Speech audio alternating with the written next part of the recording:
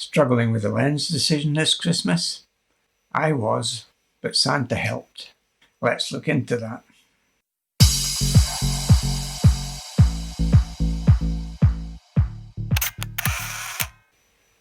Hi, I'm Tom and you're watching Rumour Has It. Please subscribe for camera news, rumour and informed opinion. It's free to subscribe and it helps the channel grow. It also allows free entry and a 1 in 100 chance of winning an AC battery adapter, which is compatible with the latest Canon cameras. See the link below for full details on how to enter. Today I'll talk about my dilemma in regards to changing my EF100-400 Mark II lens for the RF100-500. I'm sure I'm not the only one that has this dilemma, but let's see how I resolve mine. As I've gotten older, I'm more and more drawn to animals, nature and historic landscapes in terms of photography, as well as a bit of astrophotography. Since buying the R5 back in October, I found the most regular lens was the 100-400 with the 1.4 extender. It's hardly been off the camera. In fact, looking back through my Lightroom catalogue, I found most of my shots were taken at the long end of the range, so 400 to 560 with the extender. This setup, including the EF to RF adapter, was getting quite heavy on longer hikes, so I started to carry it on a front harness to distribute the weight. Whilst EF100-400 was an excellent lens and had many pleasing photographs from it, I was still drawn to the RF100-500, but could I justify the switch and all that money?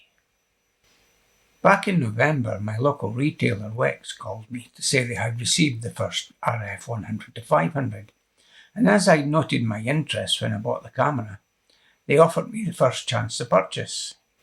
At that time the lens hadn't got into the hands of independent reviewers, and although they offered me a 45-day money-back guarantee, it didn't really help, as given the costs would be coming from my own pocket, I needed to trade or sell the EF100-400 before I could afford the purchase of its replacements. This also meant that a personal comparison wouldn't be possible, so reluctantly I turned it down. I don't think my channel has enough subscribers to justify getting a loaner for review from any of the retailers, though I fully appreciate each and every one of my 24 subscribers. I've gained a few recently. Since Wex last called me, the last month has seen a flurry of reviews and I've watched them all. It seems the RF was living up to its early sponsored reviews and was proving to be one of Canon's best lenses for the RF system. I can recommend a couple of videos that helped me in my decision. Whistling Wings Photography was one, Gordon Laing, who's my go-to reviewer for lenses, and more recently Christopher Frost have all issued excellent videos on this subject. They were all part of my decision process and I'll link to each of those videos below.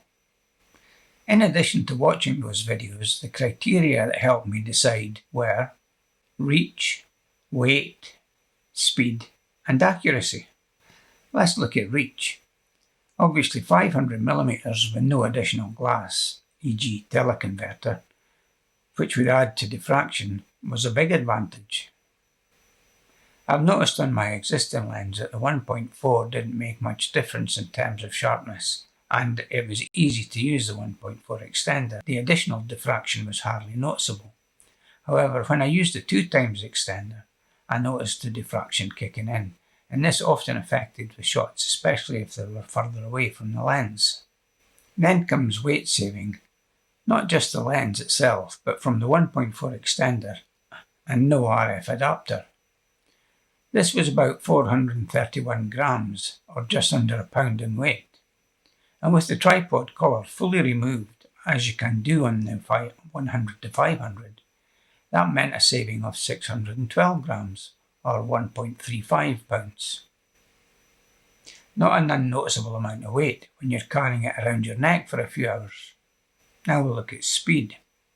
The new lens has 2 nano STM motors, and the speed is noticeably quicker. I saw that on a number of the reviews I watched. But speed is only one part of the equation. Speed means nothing without accuracy.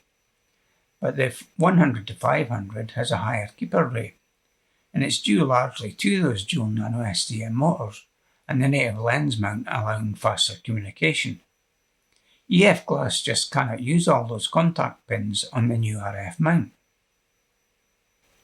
After this consideration, the final decider was receiving another call from Wex to tell me they had a second unit and did I want it. So this time I said yes, and the next day I drove in to collect. The decision was also influenced by the Christmas gifts I'd received of Wex vouchers. Combined with the exchange, I only had to add a little extra to make the deal relatively painless on my bank account. Here's a video my partner took of me dropping off the EF 100-400 plus 1.4 and 2 times Mark III extenders. And here's a video of me coming out with the 100-500 and a big smile on my face. Let's just hope it was worth it. And here it is. Let's do a quick unboxing. And here it is, the RF 100-500. I've noticed a difference in weight already. It's very light, and I can tell the difference from the many times I picked up my previous lens. The other good thing about it is that the collar completely removes. And as I use it in a carry-about mode, that adds to the weight saving.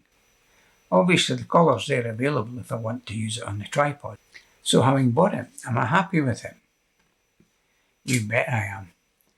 I've only been shooting with it twice, so no real chance to capture any wildlife.